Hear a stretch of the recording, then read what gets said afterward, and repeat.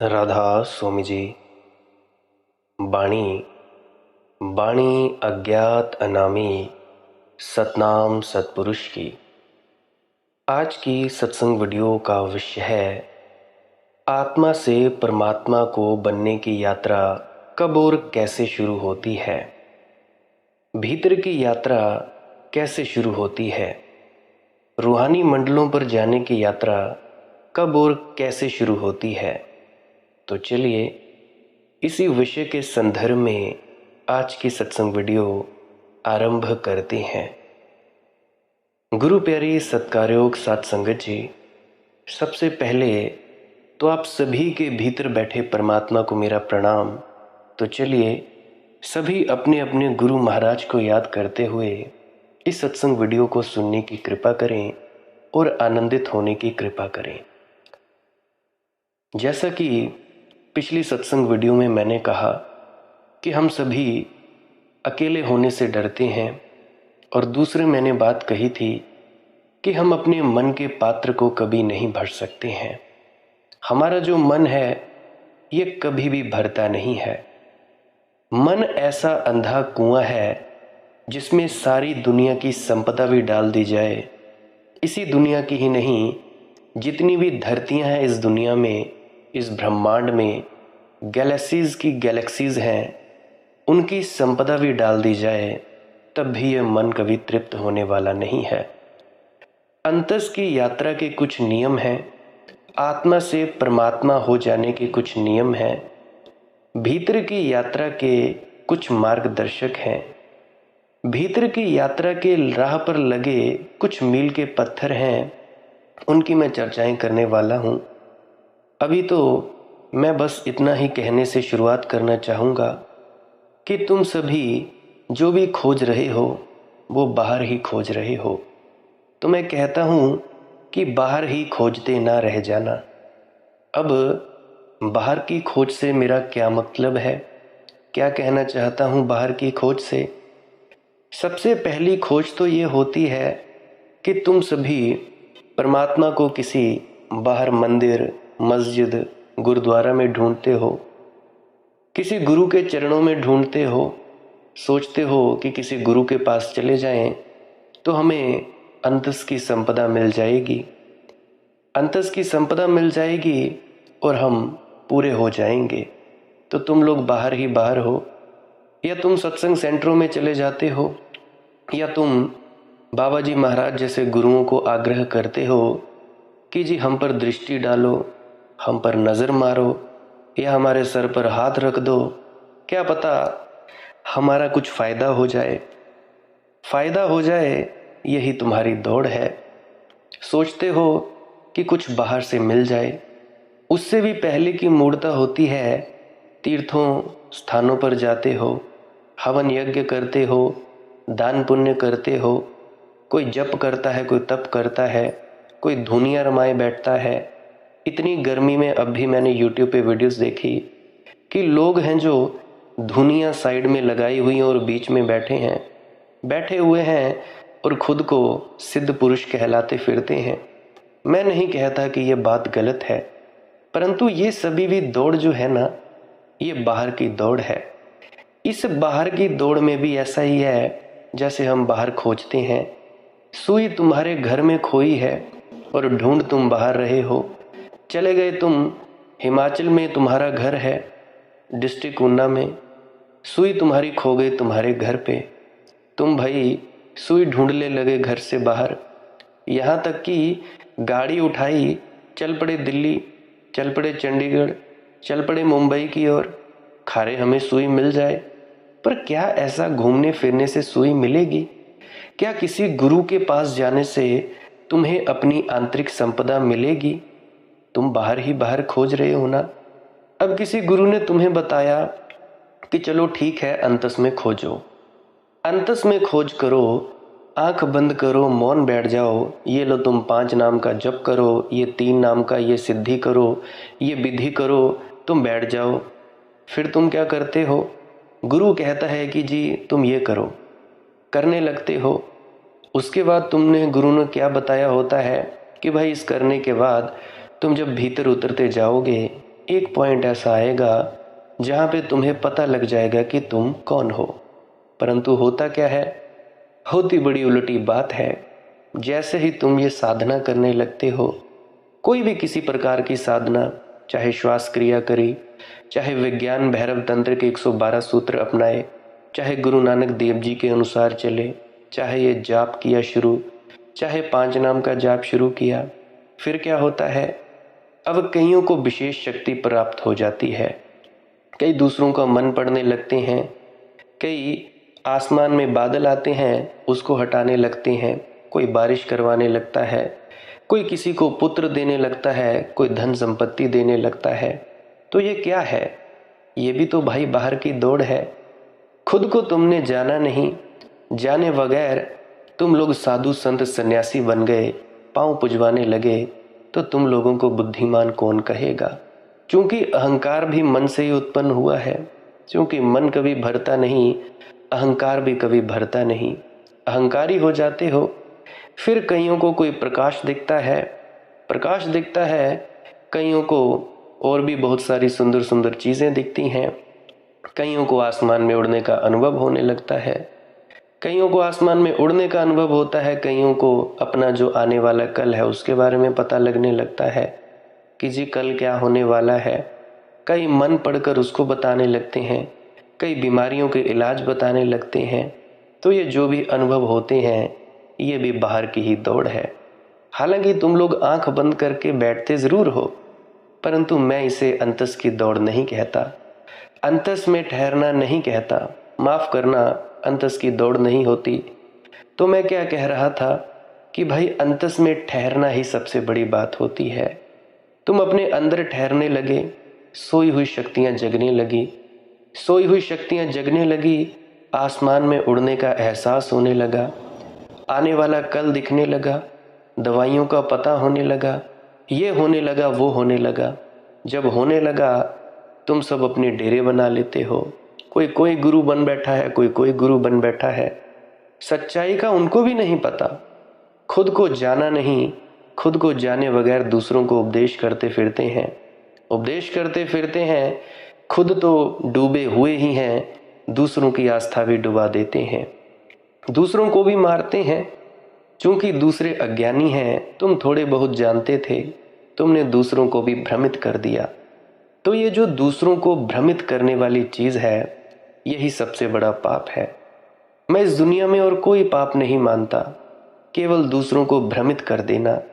अगर कोई सीधे रास्ते से पहुंच सकता था किसी स्थान पर, अपनी मंजिल पर पहुंच सकता था 2 मिनट में, परंतु तुम क्या करते हो, तुम लोग करते हो कि उस व्यक्ति को 2 मिनट में नहीं पहुंचाना, 2 घंटे में इधर उधर घुमा फिरा के पहुंचाना।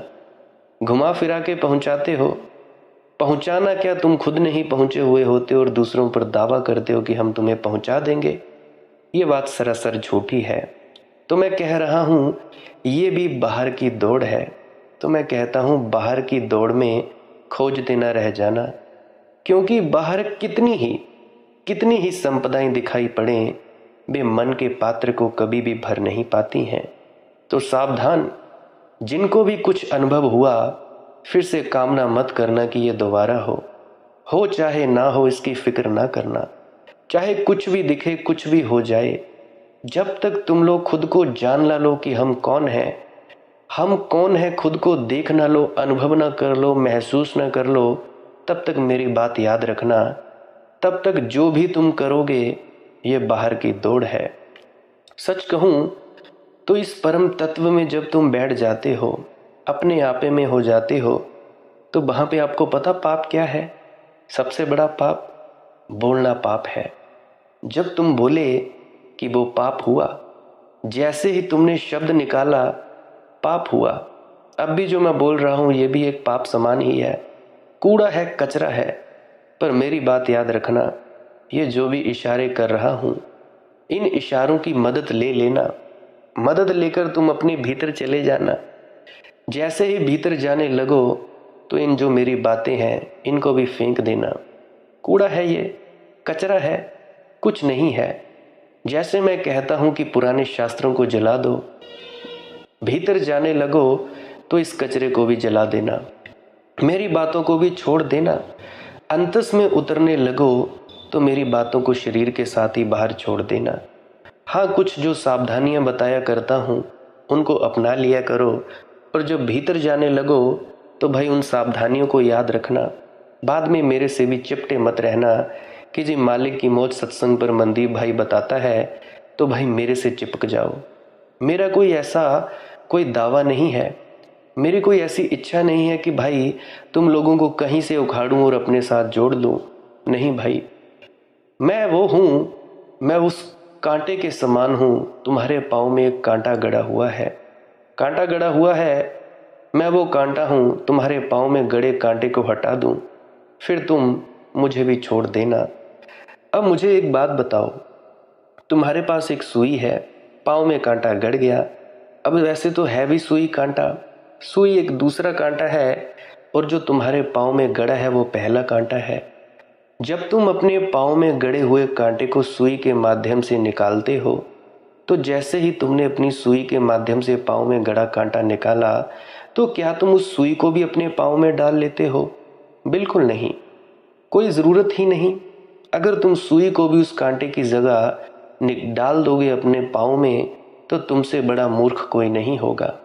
हालांकि तुम कह सकते थे, अजी सुई से हमें बड़ा प्रेम है, हमें बड़ा प्यार है, हमारे कांटे को निकाला इसने, पाँव में गड़ा था, बड़ा दर्द कर रहा था। फिर तुमको मूर्ख ही कोई कहेगा, तुमको कोई बुद्धिमान नहीं कहेगा। उसी प्रकार से कोई भी किसी भी प्रकार का गुरु, कोई भी किसी भी प्रकार का मार्गदर्शक या गुरु आखिरी बाधा होती है, क्योंकि गुरु और मार्गदर्शक से ऐसा प्रेम होता है जो आखिर में तुम्हें चिपकाए रहता है।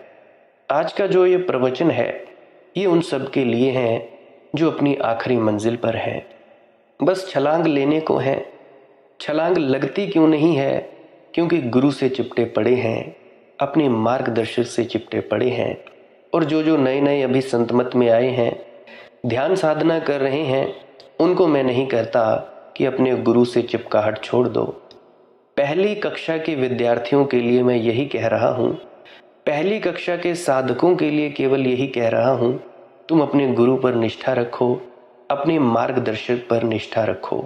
और जो लोग हैं, जो साधक हैं, जिनकी यात्रा अभी बहुत दूर तक आ चुकी है, काफ़ी ज़्यादा आगे पहुँच चुके हैं, बहुत सी चीज़ें हैं, आखिरी तल पर हैं, अब इस तल के बाद छलांग लगनी है। वो छलांग क्यों नहीं लगनी है? इसीलिए नहीं लग रही है क्योंकि तुम लोग जो हो वो अपने गुरु से चिपटे पड़े हो, अपने मार्गदर्शक से चिपटे पड़े हो। ये वैसे ही है जैसे सुई ने तुम्हारा कांटा निकाला और तुम सुई को ही अपने पाँव में गड़ाए रखते हो। दर्द कहाँ से मिटे? एक तरफ से छूटे तो दूसरी तरफ फंस गए, आसमान से घिरे खजूर पे लटके, ऐसे कुछ कहावत है। तो कहने का मेरा मतलब, जो मेरी बातें हैं, जो मेरे शब्द हैं, ये जो शब्द हैं ये तुम्हारे कचरे को काट देंगे। जब तुम्हारे अंतस में से ये जितनी भी धारणाएं हैं, थोथी धारणाएं, झूठे विश्वास हैं, ये टूट जाएंगे, ये निकल जाएंगे, फिर तुम क्या करना? मेरी बातों को भी छोड़ देना। कहने का मेरा मतलब क्या है? अब जैसे मैंने कहा कि तुम बाहर की दौड़ छोड़ो, बाहर की दौड़, अभी मैं दौड़ किसकी बात कर रहा हूँ? पहले तो मैंने की बात जब तक पूजा पाठ की, दान पुण्य की। बाहर की दौड़, तीर्थों स्थानों पर जाकर यात्रा करने की, बाहर की दौड़। दूसरी दौड़, तुम किसी गुरु के पास गए, अजी हमारे सर पर हाथ रख दो, अंगूठा रख दो हमारे माथे में, ये कर दो वो कर दो, ये भी बाहर की दौड़ है। उसकी अगली दौड़, जब भी तुम भजन सिमरन में बैठो, ध्यान साधना में बैठो, तो वहाँ पे तुम्हें कुछ अनुभव होते हैं, कुछ रिद्धि सिद्धि प्राप्त होती है, तो ये भी एक दौड़ है। जैसे जैसे तुम इनके पीछे भागोगे, ये भी दौड़ समान है। कहने का मतलब, तुम लोग बस चुप होकर, मौन होकर बैठ जाओ, चुपचाप बैठे रहना है।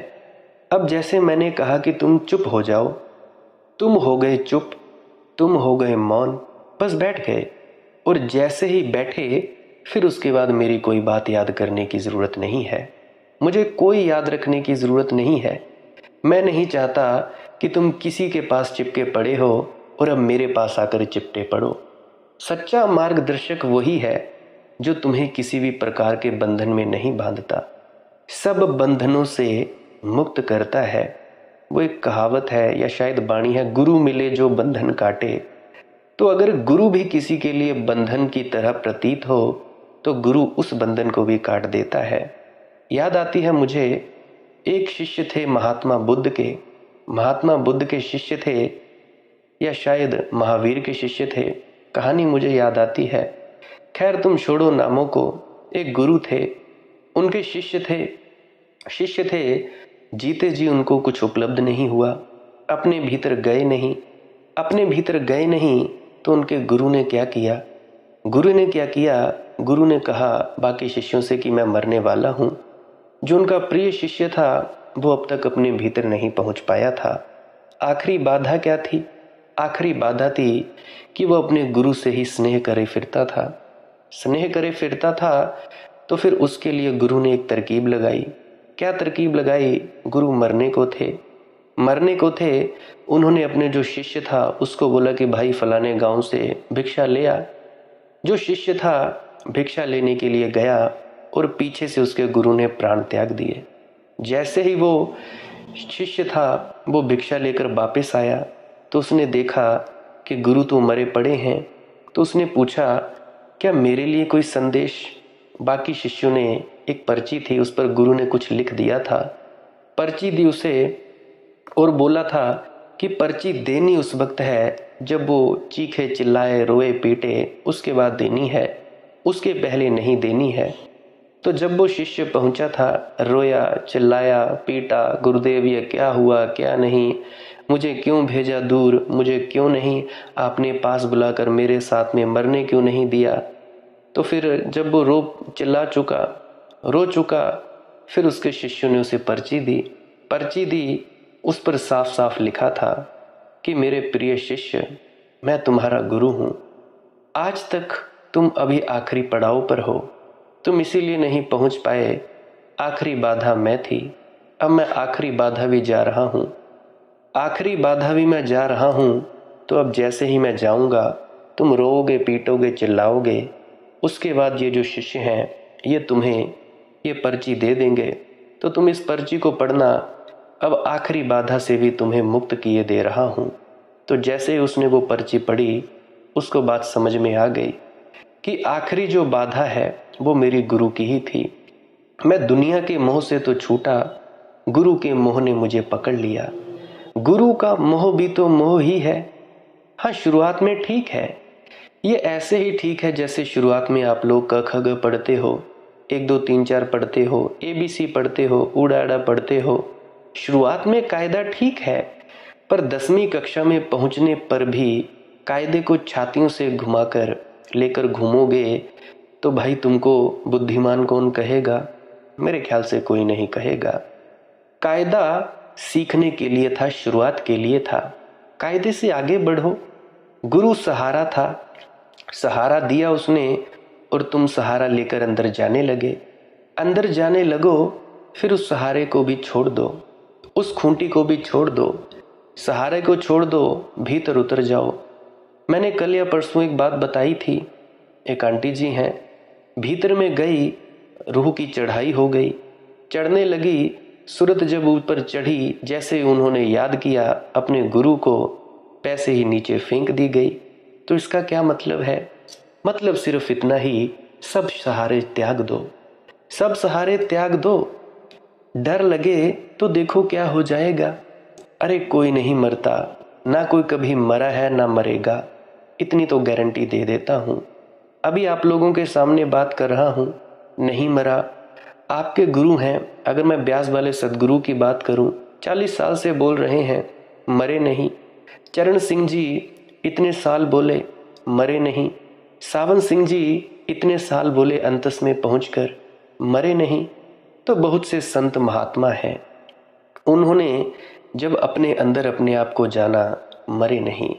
तो इतनी बात का तो आपको आश्वासन दिलाता हूँ, कोई भी व्यक्ति भीतर जाते वक्त मरता नहीं है। ये जो तुम लोग डरते हो, इससे डरने की कोई आवश्यकता नहीं है। अगर मैं आप लोगों को कहूँ कि अगर कोई व्यक्ति है, वो अपनी मौत को रोक सकता है। अगर वो मौत को रोक सकता है तब भी क्या कोई डरने की ज़रूरत है? मैं कहता हूँ बिल्कुल ज़रूरत नहीं। और अगर वही व्यक्ति जिसके हाथ में कुछ है ही नहीं, मरना हो तो मर ही जाएगा, चाहे कितनी ही कोशिशें कर लें, अपनी मौत को नहीं रोक सकता, तो जब वो अपनी मौत को रोक ही नहीं सकता तो फिर भी काहे का डर?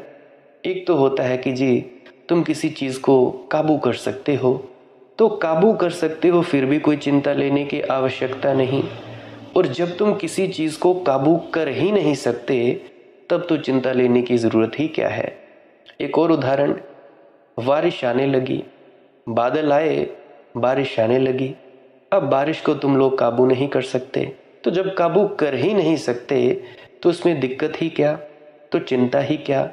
और दूसरी तरफ तुमने सिद्धि प्राप्त कर ली बारिश रोकने की, तो जब सिद्धि प्राप्त कर ही ली कि भाई बारिश रोक ही देनी है, फिर भी क्या चिंता। तो ठीक उसी प्रकार से तुम सब भी भजन सिमरन में बैठते हो, भजन सिमरन में बैठते हो, अंतस में जाते हो, बड़ा डर लगता है जी। डर लगता है तो इतना ही बात अपने मन को कहना, जब मर ही जाना है तो चिंता काहे की, मैं कुछ कर सकता नहीं।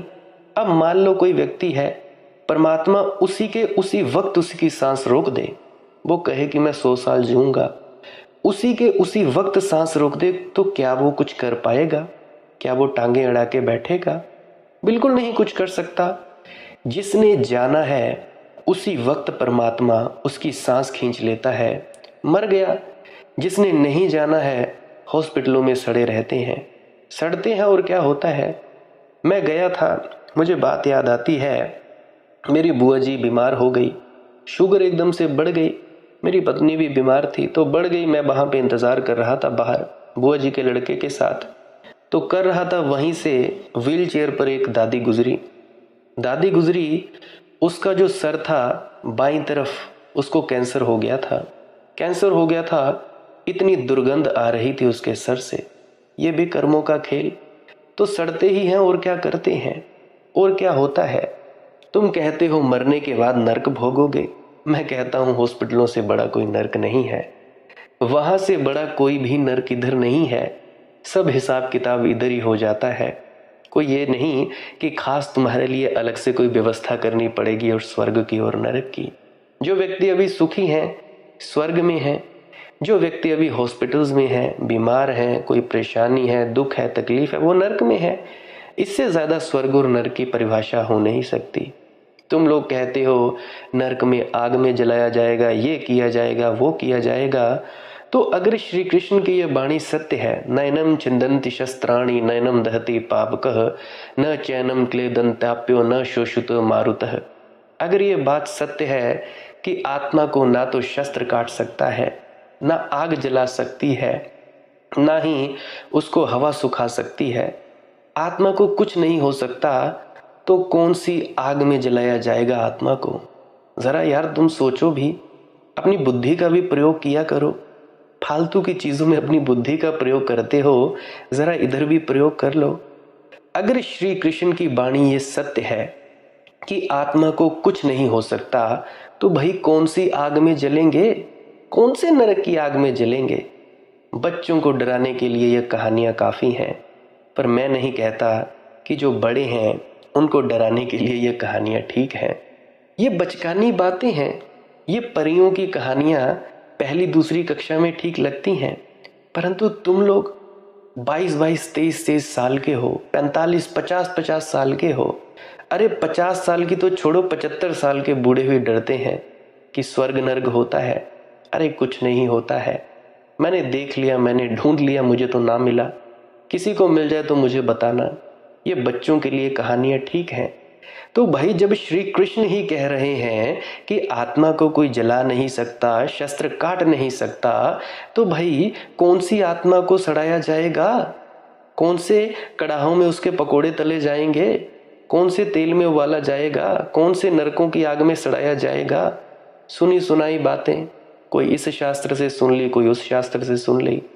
अरे भाई देखो, लोगों का शरीर जब जलता है, मरने के बाद जलाया जाता है, कहा जाता है कि उसमें से जीवात्मा निकल गई। तो जीवात्मा जब निकल गई, जब ये आग ही उसे जला नहीं पाई, तो कौन सी आग जलाएगी भैया? जरा मुझे बताओ तो। ये स्वर्ग नरक के कंसेप्ट वाले लोग मुझे बताएं, मेरी बात का जवाब तो दें। अब एक मूड को मैंने देखा कहने लगा, यह भी मैंने इंस्टाग्राम पे देखा, कहने लगा कि भाई एक अलग शरीर दिया जाता है। क्या मूर्खता की बातें हैं? क्या तुमने देखा? मुझे तो ऐसा लगता है ये नरक भोग के ही आए हैं। सब सुनी सुनाई बातें, गपोल गप्पे, गप्पों के अलावा इनके पास कुछ नहीं है। डराते हैं ये। तो भाई ये स्वर्ग नरक का डर, इसको त्यागो। स्वर्ग को भी त्यागो, नरक को भी त्यागो, सब इधर ही है। अगर नरक देखना हो हॉस्पिटल में चले जाओ। कोई बीमार व्यक्ति है जिसको कैंसर है, कुछ भी है, दुर्गंध आती है उनके शरीर से, मैं देख के आया हूँ हॉस्पिटल में। कभी किसी ने नरक देखना हो तो चले जाना हॉस्पिटल में। तो मैं बात क्या कह रहा था कि भाई तुम लोग डरते हो भीतर जाने से, भीतर जाने से डरते हो, मरने से डरते हो। तो भाई तुम लोग अंतस में जाकर मौन हो जाओ, अकेले हो जाओ, बिल्कुल शांत हो जाओ, कुछ ना करो, कोई भी किसी प्रकार की कामना ना करो।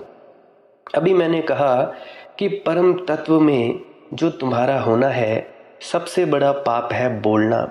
जैसे ही तुम बोले कि पाप हुआ, जैसे ही तुमने इच्छा की, कामना की, पाप हुआ।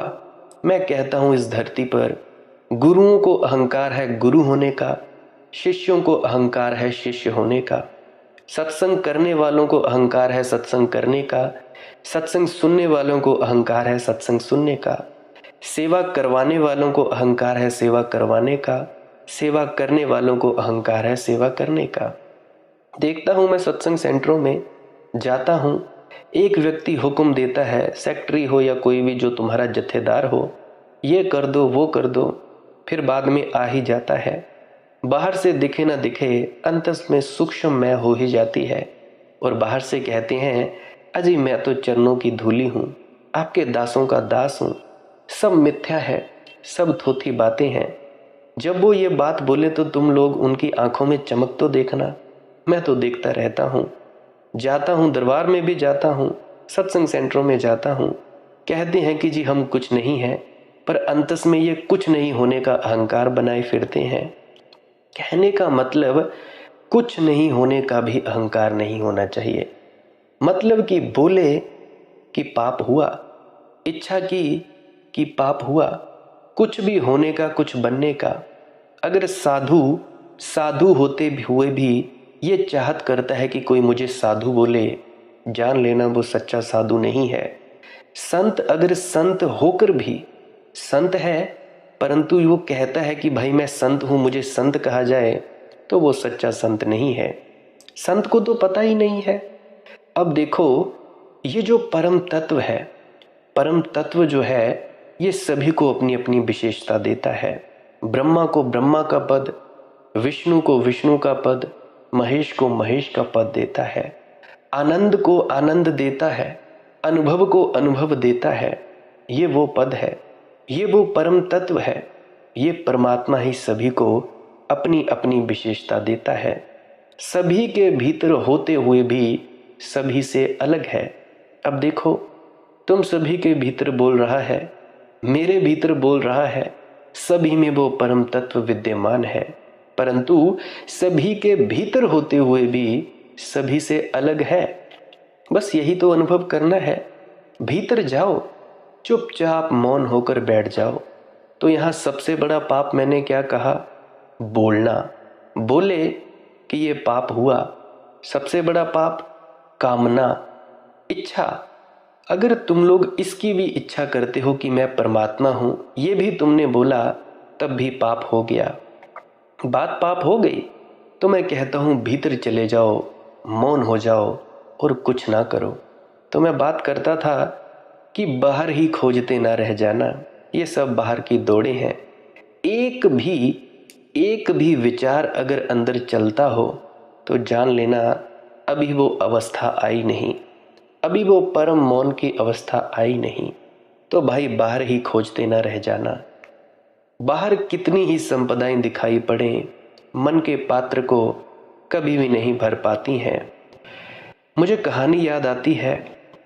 एक रात एक छोटे से गांव में एक छोटे से झोंपड़े के भीतर से जोर से आवाज आने लगी। आवाज आ रही थी, आग लगी है, मेरे भीतर आग लगी है। कोई रो रहा है, छाती पीट रहा है और जोर से चिल्ला रहा है। सारे गांव के लोग जाग गए और उस झोंपड़े की तरफ भागे। झोंपड़े में अंधेरा था, आग तो दूर, वहां कोई दिया भी एक जला हुआ नहीं था। लोगों ने दरवाजे हटाए, अंदर गए तो देखा एक बूढ़ी औरत चिल्ला रही थी, रो रही थी। उन लोगों ने कहा, पागल, आग कहाँ लगी है, हमें बता। कुछ लोग दौड़कर बाल्टियों में पानी भर लाए थे। उन्होंने कहा, कहाँ है आग, कहाँ है आग, हम उसे बुझा देंगे। वह बूढ़ी औरत जो रो रही थी हंसने लगी और उसने कहा, पागलो, अगर आग बाहर होती तो मुझे भी कुएं का रास्ता मालूम है। मेरे घर में भी बाल्टी पड़ी है, मैं उसे बुझा लेती। लेकिन आग भीतर लगी है और तुम मेरी आग नहीं बुझा सकोगे, क्योंकि जो मेरे भीतर है उसे बुझाने का उपाय मुझे ही करना होगा। और निवेदन मुझे यह करना है कि मेरे ही भीतर आग लगी होती तो भी ठीक था। तुम्हारे घर में भी आग लगी है अंदर, जाओ और वहां खोजो। वे लोग गुस्से में बड़बड़ाते हुए अपने अपने घरों में चले गए। उसने व्यर्थ उनकी नींद खराब कर दी और जाकर सो गए। अक्सर मैं जो बातें कहूँगा उनमें भी आप में से बहुतों को ऐसा लगेगा, व्यर्थ हमारी नींद खराब कर दी और आप भी अपने घर जाकर आराम से सो जाएंगे। अक्सर ऐसा ही होता रहा है। लेकिन अगर किसी की नींद टूट जाए इन बातों से, कोई घबराकर बेचैन हो जाए, किसी के भीतर बहुत तीव्र असंतोष जलने लगे और किसी को ऐसा लगने लगे कि जीवन सचमुच एक आग पर चढ़ा हुआ है, तो निश्चित ही उसके भीतर उस पीड़ा से, उस दुख से, उस आग लगे होने के बोझ से वह संकल्प पैदा होता है जो मनुष्य को आग के बाहर ले जाने में समर्थ है, असंतोष के बाहर ले जाने में समर्थ है। हमारी प्यास और हमारी पीड़ा ही हमारे ऊपर उठने का मार्ग बनती है। अभी मैं कोशिश करूंगा आने वाले दिनों में कि हम जो संतोष से जिए चले जा रहे हैं वह टूट जाए, क्योंकि संतोष बहुत झूठा है। ये उतना ही झूठा है जैसे सुबह कोई आपसे पूछता है, आप ठीक तो हैं, और आप कहते हैं बिल्कुल ठीक। बिल्कुल ठीक झूठी बात है। हर आदमी यही कहता है, बिल्कुल ठीक हूँ, कुशल मंगल है। अगर ये बात सच होती तो दुनिया ठीक होनी चाहिए थी। लेकिन हम सब जानते हैं ये कहने की बात है कि हम बिल्कुल ठीक हैं, हम जरा भी ठीक नहीं हैं। जब भी कोई मिलता है, आप मुस्कुराकर मिलते हैं, उससे भ्रम पैदा होता है जैसे मुस्कुराहट आपकी जिंदगी में होगी। सच्चाई यह है कि हमारे भीतर सिवाय रोने के और कुछ भी नहीं है, आंसुओं के सिवाय कुछ भी नहीं है।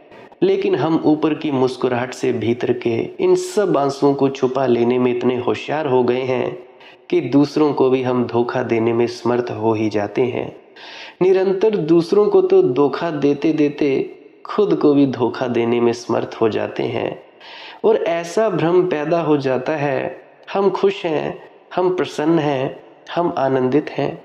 सारा जीवन हमारा एक झूठा संतोष है, एक फॉल्स कंसोलेशन है, जहां सच्चाई जरा भी नहीं है। अभी मैं कोशिश करूंगा आने वाले दिनों में कि ये झूठा संतोष आपका टूट जाए और आपके भीतर एक असंतोष पैदा हो, क्योंकि याद रहे, जब तक कोई सामान्य जीवन से असंतुष्ट नहीं हो जाता तब तक सच्चे जीवन की खोज शुरू नहीं हो सकती। लेकिन जो कहते हैं धर्म एक संतोष है, मैं आपसे कहूँगा वे एकदम ही गलत और झूठी बात कहते हैं। धर्म तो एक बहुत गहरा असंतोष है, एक बहुत डिवाइन डिस्कंटेंट है, एक बहुत गहरा असंतोष है भीतर। उससे ही धर्म की शुरुआत होती है। लेकिन हमने तो धर्म को जरूर एक संतोष बना रखा है। जो लोग धर्म को संतोष समझते हैं उनके जीवन डबरों की भांति हो जाते हैं, जिनमें पानी गंदा हो जाता है। जैसे तालाब बनाए जाते हैं ये प्रधानमंत्री योजना के तहत। लेकिन जो लोग जीवन को एक गहरा असंतोष समझते हैं, निरंतर पार हो जाने के लिए और पार और ऊपर उठ जाने के लिए उनका जीवन एक सरिता बन जाता है, जो पहाड़ियों, घाटियों, मैदानों को पार करती है इस खोज में, इस तलाश में कि किसी दिन उसे अनंत सागर का मिलन हो सके। असंतोष का जीवन जो निरंतर जीवन के क्षुद्र संतोष से ऊपर उठता चला जाए, पार करता चला जाए, वही किसी दिन परमात्मा के उस सागर को उपलब्ध होता है, जो कि वास्तविक संतोष और शांति है। ऐसे तुम्हारे अंदर जो भी संतोष और शांति है, ये सब झूठी झूठी है। झूठी क्यों कहता हूँ? अभी देखो, तुम लोगों के पास सब कुछ है। बहुत से लोग हैं जिन लोगों के पास सब कुछ पड़ा है, बढ़िया मकान है, बढ़िया पति पत्नी है, माता पिता भी अच्छे हैं, बच्चे भी अच्छे पैदा हो गए हैं, संस्कारी हैं, कहना मानते हैं, परंतु अगर उनसे वो छीन लिया जाए फिर क्या होगा? क्या तुम लोग सोचते हो कि तुम्हारे अंदर वो संतोष और शांति होगी? बिल्कुल नहीं। मेरे एक मित्र हैं, उनका काम धंधा अच्छा चलता था। आज से ही कुछ 6 महीने पहले की बात है। काम धंधा बड़ा अच्छा चलता था, महीने का 1.5 से 2 लाख कमाते थे। 1.5 से 2 लाख कमाते थे। मैं उनसे बात करता था, कहा करते थे कि भाई मैं तो बड़ा खुश हूँ, मेरी ज़िंदगी में बड़ी खुशी है, अब तो आनंद ही आनंद है, बड़ा संतोष है और शांति है, और बाबा जी की बड़ी दया और मेहर है। मैंने कहा चलो ठीक है। उसने खुशी खुशी में गाड़ी खरीद ली। अब गाड़ी की कीमत थी 10 लाख। नई नई गाड़ी खरीदी, 2 महीने के बाद उसका काम धंधा चौपट, काम एकदम से बंद, एक भी पैसा ना आए, सब काम रुक गया, सब काम रुक गया, एक पैसा ना आए। फिर मैं उनसे मिलने गया। मैंने पूछा भाई क्या बात है, क्या हालचाल है, कैसी तबीयत है? तो देखा गुस्से से भरी हुई उनकी आंखें थी। उसने ऐसा कर दिया, उसने वैसा कर दिया, हम लोग ये कर देंगे, हम वो कर देंगे। इतनी चिंता और परेशानी थी उनको कि क्या होगा, कब होगा, कैसे होगा। तो ये था उनका संतोष। उसके बाद 3-4 महीने के बाद फिर से उनका काम चलने लग पड़ा, उनका बढ़िया धंधा चलने लग पड़ा, फिर से चलने लग पड़ा, तो फिर से उनकी आंखों में वही संतोष है। तो इस तरह का है तुम लोगों का संतोष। जो भी तुम लोगों के पास है, अगर ये तुम लोगों से अभी के अभी छिन जाए ना, तो तुम लोग नहीं धन्यवाद दे पाओगे परमात्मा का। तुम लोग रत्ती भर भी धन्यवाद नहीं दोगे। अगर तुम लोग जो काम करते हो, कोई महीने का 1 लाख कमा रहा है, कोई 1.5 लाख कमा रहा है, कोई 2 लाख कमा रहा है, अगर अभी के अभी तुम्हारा यह कमाना बंद हो जाए ना, तुम्हारी शांति भंग हो जाएगी। ये शांति झूठी शांति है। अभी तो तुम सब धन्यवाद करते हो, शुक्र है बाबा जी का, शुक्र है परमात्मा का, शुक्र है इसका, शुक्र है उसका। पर मैं तुम सबसे सवाल पूछता हूँ, ज़रा गहराई में भीतर जाकर पूछना। मुझे जवाब देने की ज़रूरत नहीं है कमेंट सेक्शन में। अगर तुम लोगों का अभी के अभी काम बंद हो जाए, क्या तुम संतुष्ट होगे? क्या तुम्हारे अंदर शांति रहेगी? खुद से पूछना, मुझे बताने की कोई ज़रूरत नहीं है। मुझे पता है तुम्हारा जवाब क्या होगा, क्योंकि सभी के अंतस की जानता हूँ। जो पूरा कलेक्टिव कॉन्शियस है, पूरी दुनिया की एक चेतना है, मैं जानता हूँ तुम्हारे भीतर क्या चलता है। ये शांति झूठी शांति है, थोथी शांति है, ऊपर ऊपर से लादी हुई शांति है, थोथी शांति है। ये ऐसे ही है, राम नाम की चदरिया ऊपर ओढ़ ली है और भीतर में तुम चोर बने हुए हो। भीतर में तुम डाकू हो और बाहर से राम नाम की झीनी सी चदरिया ओढ़ ली है। जरा सी चदरिया उठी कि तुम आ जाते हो छुरे मारने के लिए, तुम लोग आ जाते हो गालियां निकालने के लिए। अभी हाल ही में 3-4 दिन पहले की बात सुनाता था। भाई साहब थे, आ गए जी, मैं ये सेवा करता हूँ, मैं बाथरूम की सेवा करता हूँ, मैं ये करता हूँ। ज़रा सा मैंने उनको थोड़ा गुस्सा दिलाने की कोशिश की। मैंने देखा ज़रा परखें तो सही कि क्या ये व्यक्ति सच में कहता है कि मैं विनम्र हूँ। और वो कहता था, व्यक्ति मेरे ख्याल से शायद महाराष्ट्र से था, अब मुझे याद नहीं आता, शायद दिल्ली से था, हाँ खास याद नहीं है मुझे। तो कहने लगा, अजी मैं तो पाँव की धूल हूँ, मैं बड़ी सेवा करता हूँ, मेरी सेवा लगी है रीडर्स में जो किताबें पढ़ते हैं, अभी मुझे सत्संग करता बनना है। तो मैंने बोला चलो ठीक है, इसको ज़रा छेड़ें। तो मैंने क्या कहा, वो जो गुरु मेरे हैं और उनके हैं, एक ही गुरु हैं बाबा गुरिंदर सिंह जी ढिल्लों। मैंने कह दिया कुछ उनके प्रति उल्टा सीधा, तो देखा वो तो मुझे गालियां निकालने लगे, कहने लगे मैं फाड़ दूंगा, मैं ये कर दूंगा, मैं अखाड़े में आ जाना, मैं ऐसा कर दूंगा, तुम्हारा वैसा कर दूंगा। मैंने बोला भाई ये सब झूठी है, सब ये सेवा झूठी। अगर तुम लोग विनम्र ना हो पाए सेवा करने से, तुम लोगों की सेवा मिथ्या है, ये अहंकार को ही फलीभूत होने के लिए है। मैं जाता हूँ ब्यास में, डेरे में भी देखता हूँ बहुत से लोग ऐसे हैं जो ये सोचते हैं कि अगर मैं ना होता तो ये डेरा नहीं चल सकता था। कैंटीन के पास देखता हूँ, अगर मैं ना होता तो ये सफाई सेवा नहीं हो सकती। ट्रैक्टर वालों को देखता हूँ, अगर मैं ना होता तो यहाँ से ये ईंटें कौन ढोता। अरे मूर्खो, तुम अभी मर जाओ, तुम्हारे मरने के बाद भी चलता रहेगा। अगर ऐसा पुराने गुरु सोचते, गुरु नानक देव जी सोचते अगर मैं ना होऊंगा तो ये दुनिया कैसे चलेगी, तो उनको बुद्धिमान क्यों कहता? कौन कहता उनको? उन्होंने कभी नहीं सोचा। गुरु नानक देव जी ने कभी नहीं बोला कि अगर मैं ना हूं तो ये सृष्टि का क्या होगा। क्या कहते हैं? हुक्म है अंदर पूरी सृष्टि हुक्म के अंदर है, मैं भी उसके हुक्म के अंदर हूं, ये पूरी सृष्टि हुक्म के अंदर चल रही है। ये कह दिया। अगर महाराज चरण सिंह जी सोचते कि अगर मैं ना रहूं तो डेरे का क्या होगा, तो वो बुद्धिमान कहलाए जाते? बिल्कुल नहीं। आपके जो महाराज है वो भी ऐसे ही हैं। वैसे तो कहते कि मेरे में अहंकार नहीं है, हर व्यक्ति को अहंकार है। तुम्हारे बोलने के अंदाज से मुझे पता लग जाता है कि आ गया कोई अहंकारी व्यक्ति। जो व्यक्ति अहंकारी होता है वो सर पर चढ़ने की कोशिश करता है। बात याद आती है मुझे, जब श्री राम ने रावण का वध किया, रावण का वध कर दिया, रावण लेटा हुआ था, नीचे जमीन पर लेटा हुआ था। श्री राम ने लक्ष्मण से कहा कि प्रिय लक्ष्मण, ऐसा करो, जो रावण है उससे कुछ बातें पूछ आना उससे कुछ बातें। वो बड़ा ज्ञानी पुरुष था, इतना बड़ा साइंटिस्ट था, वैज्ञानिक था, हमने उसको मार दिया, तो भाई तुम उससे ज्ञान लेने चले जाओ।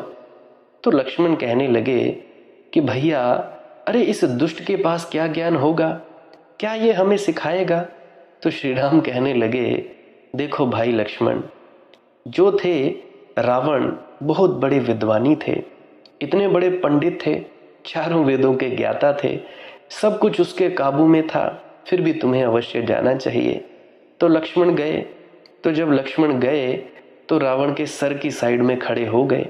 मरे हुए थे रावण, सर की साइड में खड़े हो गए और कहने लगे कि रावण, मेरे भैया कहते हैं कि तुमसे कुछ ज्ञान की बातें पूछ लूं, तो मुझे ज्ञान की बातें बोलो। तो भाई रावण ने कुछ नहीं बोला। वो कहने लगे लक्ष्मण कि भाई तुम बोलो। तो रावण बोलने लगे, लगता है तुम्हें किसी ने कुछ सिखाया नहीं कि ज्ञान अर्जित कैसे किया जाता है। लक्ष्मण लौट गए, श्री राम के पास गए, कहने लगे कि भाई ऐसा कहते हैं।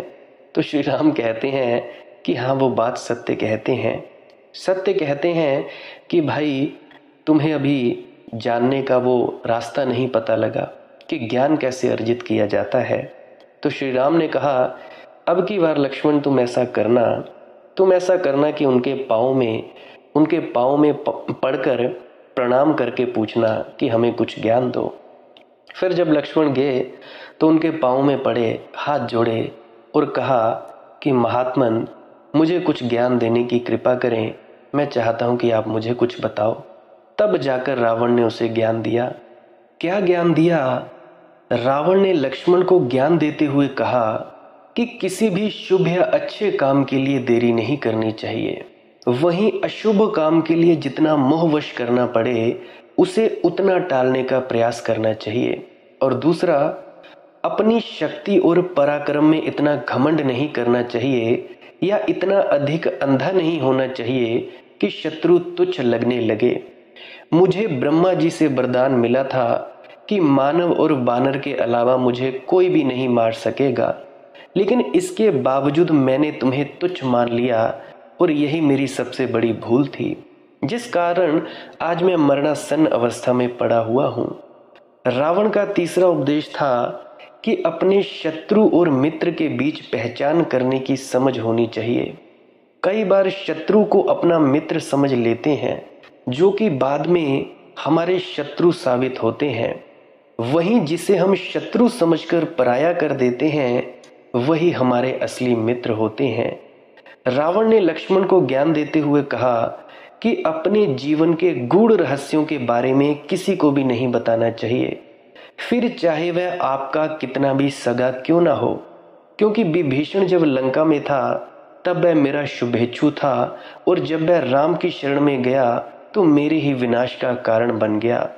रावण का आखिरी उपदेश था कि किसी भी पराई स्त्री पर बुरी नजर नहीं रखनी चाहिए, क्योंकि जो व्यक्ति पराई स्त्री पर बुरी नजर रखता है वह नष्ट हो जाता है।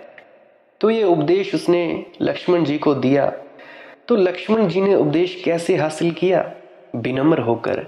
परंतु तुम लोग क्या चाहते हो कि हम लोग अपने अहंकार में आए और सामने वाले को लूट कर ले जाएं। अरे सामने वाला माना कि मस्ती में रहता है, पर वो मूर्ख तो नहीं। वो शहंशाहों का शहंशाह जिसने इस पूरी सृजना की, जो भगवानों को भी भगवत्ता की विशेषता देता है, जिसके होने से भगवान भगवान कहलाया जाता है, देवता देवता कहलाया जाता है, एक साधु साधु कहलाया जाता है। तुम लोग क्या उसको मूर्ख समझोगे? बिल्कुल नहीं। उसको मूर्ख समझने की कोई भूल मत करना।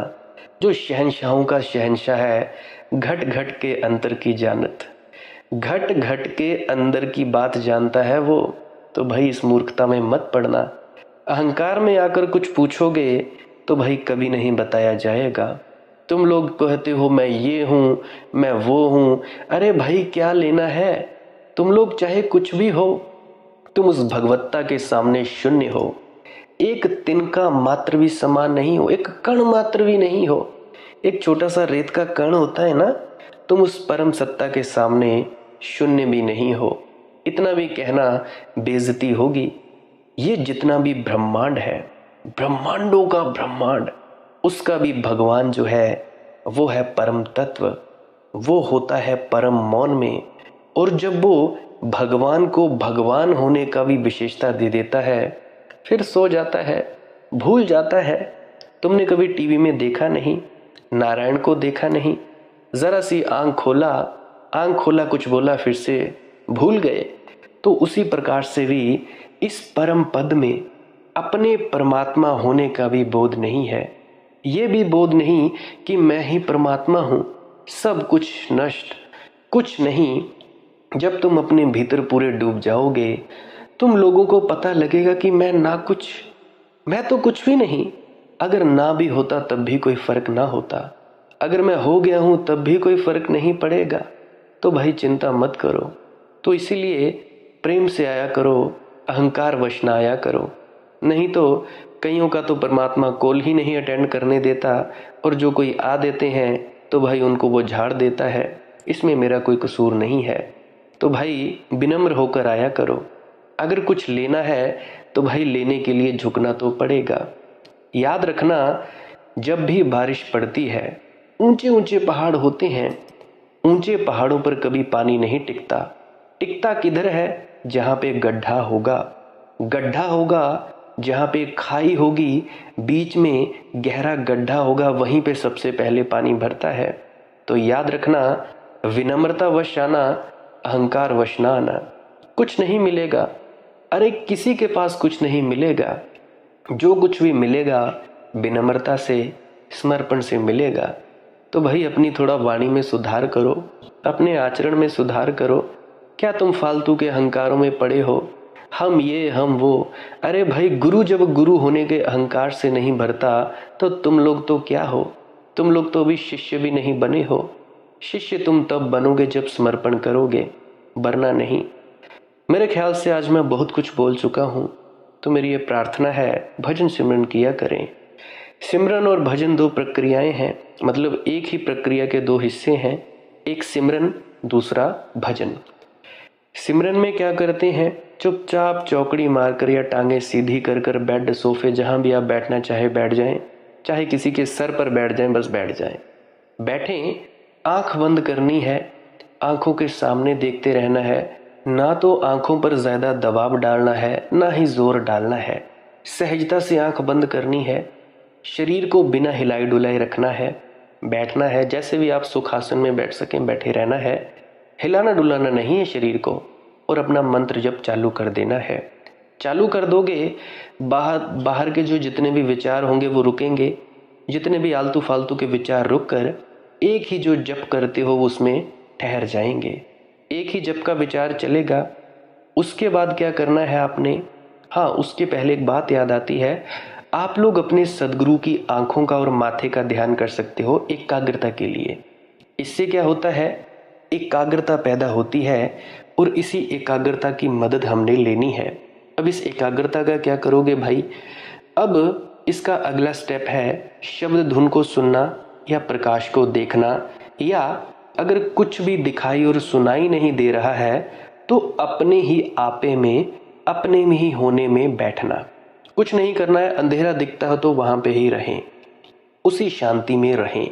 ये दूसरा कदम है। दूसरे कदम में या तुमने शब्द धुन सुनी या प्रकाश सुना, या तुम लोग शब्द या प्रकाश को नहीं देख सुन रहे हो या चुपचाप आंखें बंद करके बैठे हो, उस वक्त आपने किसी भी गुरु की शक्ल का ध्यान नहीं करना है, ना तो आपने जप करना है। सिमरन के वक्त जप करना है और धुन सुनते वक्त या भजन करते वक्त कोई जप नहीं करना है। धुन सुनती है तो सुने, नहीं सुने तो कोई बात नहीं। ये टीं टीं की, साएं साएं की, सीटी जैसी आवाज़ होती है, ये धुन की पहली अवस्था है। इसको आप सुनना शुरू कर सकते हैं। किसी को प्रकाश दिखे तो प्रकाश को देखते देखते ही लीन हो जाएं और कोशिश नहीं करनी है कि इस प्रकाश को लाया जाए। बस छोड़ देना है अपने आप को। जो होता है होने देना है। इसकी कोई चिंता नहीं लेनी है कि दिखे दिखे ना दिखे। हाँ, बिल्कुल नहीं। कोई कोशिश नहीं करनी है। कोई अनुभव एक बार में हो तो उसकी भी इच्छा नहीं करनी है कि ये दूसरी बार भी हो। ये बिल्कुल सख्त हिदायत है। तो ये है भजन और सुमिरन। तो उसके बाद मैं एक श्वास क्रिया भी बताया करता हूँ जिससे आपका शरीर शांत हो जाए। करना क्या है उसमें? नाक से सांस लेना है, मुंह से छोड़ना है। नाक से सांस लेना है, मुंह से छोड़ना है एकदम। जैसे सारा दिन आपकी सांस चलती है, नाक से सांस लेते हो, नाक से ही बाहर जाती है, तो इसमें आपने नाक से सांस लेनी है और मुंह से छोड़नी है, ताकि ज़्यादा से ज़्यादा ऑक्सीजन आपके अंदर चली जाए और जो कार्बन डाइऑक्साइड है वो जल्दी से जल्दी आपकी बाहर फेंक जाए। तो इसको करना है 15 से 20 मिनट तक करें। जैसे ही आप रुके उसी अवस्था में बैठे रहना है, शांत और मौन। कुछ नहीं करना है। प्रकाश दिखे तो प्रकाश देखना है, धुन सुने तो धुन सुननी है, कुछ नहीं दिखे सुने तो उसी अवस्था में बैठे रहना है। दोनों आंखों के बीच में आप लोगों का ध्यान चला जाएगा। फिर जो होगा उसको देखते रहना है, उसमें ही रहना है, अनुभव करना है। शरीर कांप सकता है, आगे पीछे हिल सकता है, दाएं बाएं, मरने का डर लग सकता है, घबराहट हो सकती है, दिल की धड़कनें बढ़ सकती है और आपको वाइब्रेशंस हो सकती है, कंपकंपी आ सकती है, सर घूमे तो घूमने देना है, इसकी चिंता नहीं लेनी है। ये सब चीज़ें होती ही हैं। तो ये भी एक अच्छी प्रक्रिया है। आप इस प्रक्रिया का प्रयोग लेटे लेटे भी कर सकते हो। जिनको नींद नहीं आती हो, नींद लेने में कोई प्रॉब्लम हो, या जिनका दिमाग थोड़ा ठीक नहीं रहता हो, अपसेट हो, उसके लिए भी ये लाभदायक है। आँखों के लिए, जिनको आँखों की बीमारियां हैं, उसके लिए भी लाभदायक है। कहने का मतलब शारीरिक, मानसिक और आध्यात्मिक लाभ मिलता है। और अगर नींद आ जाए इसको करने के बाद, सो जाना है, चिंता कोई नहीं। सोने के बाद जब उठो फिर आप मौन होकर बैठ जाएं। तो ये एक अच्छी प्रक्रिया है। प्रेग्नेंट लेडीज़ बिल्कुल ना करें। जिन व्यक्तियों को दिल की बीमारी है या सांस लेने में दिक्कत होती है, 5-6 सांसें लेकर देखें। अगर ज़्यादा प्रॉब्लम हो तो चिंता ना लें, फिर आप बिल्कुल ना करें। फिर आप चुपचाप मौन होकर बैठे रहें। फिर जो होगा देखा जाएगा। अपने आपे में हो जाएं, अपने आप में स्थित हो जाएं। बस यही करना है। करना आपने है कि अपने आप को बैठाना है। उसके बाद जो होगा वो होता जाएगा। सब कुछ जो होगा बस होता ही जाएगा। और भी कोई प्रश्न हो तो कमेंट सेक्शन में लिख सकते हैं, या पुरानी वीडियोस को अवश्य सुनिएगा। बहुत से जो प्रश्न आपके भीतर आ सकते हैं या आएंगे, उन सभी प्रश्नों का जवाब देने की कोशिश की है पुरानी वीडियोस में। तो मेरी विनम्र प्रार्थना है पुरानी वीडियोस भी अवश्य सुनें। कमेंट सेक्शन में लिख सकते हैं प्रश्न। इंस्टाग्राम, टेलीग्राम, फेसबुक व्हाट्सएप पे लिख सकते हैं। इंस्टाग्राम, टेलीग्राम, फेसबुक का हैंडल है मालिक की मौज सत्संग। वहाँ पे आप अपना प्रश्न छोड़ सकते हैं जैसी आपकी मौज हो। और भाई अगर किसी के प्रश्न का जवाब दे दिया जाए ना तो अमल कर लिया करो। अमला ते होण नवेड़े खड़ी रहनगियां जाता। अमल कर लिया करो भाई। अमल करोगे, अगर दवाई दी है पियोगे तभी तो फायदा होगा। दवाई दे रखी है, पीनी है नहीं, रख छोड़ी है, अलमारी में रख दी तो फिर कुछ फायदा नहीं और तुम लोग रोते चिल्लाते ही रहोगे। अरे भाई इतने इतने बड़े सदगुरुओं की बात नहीं मानी तो मुझ जैसे एक आम इंसान की बात तुम लोग क्या मानोगे? फिर मैं यही सोच के छोड़ देता हूँ। खैर तुम्हारी अपनी अपनी मौज है। ये तो बस आज के लिए इतना ही। लाइक कर सकते हैं इस वीडियो को अगर आप जी को इस सत्संग से कुछ सीखने को मिला है और कमेंट सेक्शन में राधा स्वामी ज़रूर लिखें। सब्सक्राइब कर सकते हैं इस चैनल को अगर रोज़ रोज़ नए नए सत्संग सुनना चाहते हैं।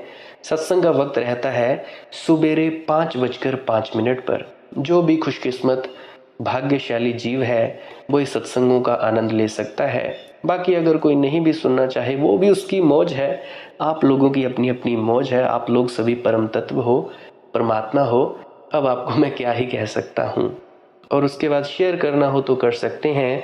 अगर आपको लगता है कि कोई ज़रूरतमंद व्यक्ति है या जो परेशान है उसको शेयर करना, उसको शेयर करके आप उसका भी फ़ायदा कर सकते हो। बाकी नहीं भी हो तब भी आपकी मौज है।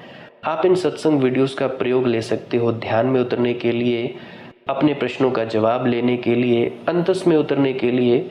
जैसा मर्जी चाहे आप इन वीडियोस का प्रयोग ले सकते हो। आपको खुली छूट है। अगर किसी से वीडियो लाइक ना हो, सब्सक्राइब ना हो या शेयर ना हो, कोई चिंता नहीं। बस आनंद मनाते रहें, मस्त हो जाएं। वीडियो लगाएं, मस्त हो जाएं। अगर एक बार वीडियो समझ ना आए 5-5, 6-6 बार सुन लिया करो। कोई आपत्ति नहीं है, कोई पाबंदी नहीं है। एक ही वीडियो को 5-5, 6-6 बार सुनो तब जाके कुछ फायदा होगा। अगर नहीं भी समझ आती आनंद तो है ही। एक वीडियो को बार बार सुन लोगे फिर भी कोई दिक्कत परेशानी की बात नहीं है। अब मैं आपसे इजाज़त चाहता हूँ। आप मुझे इतने अंत तक सुनते हो, इतना प्रेम प्यार देते हो। इतना प्रेम प्यार देने के लिए आपका बहुत बहुत शुक्रिया, बहुत बहुत धन्यवाद। अब अंत में आपसे इजाज़त चाहता हूँ। आप सभी के भीतर बैठे परमात्मा को प्रणाम, मेरा प्रणाम स्वीकार करें। राधा स्वामी जी।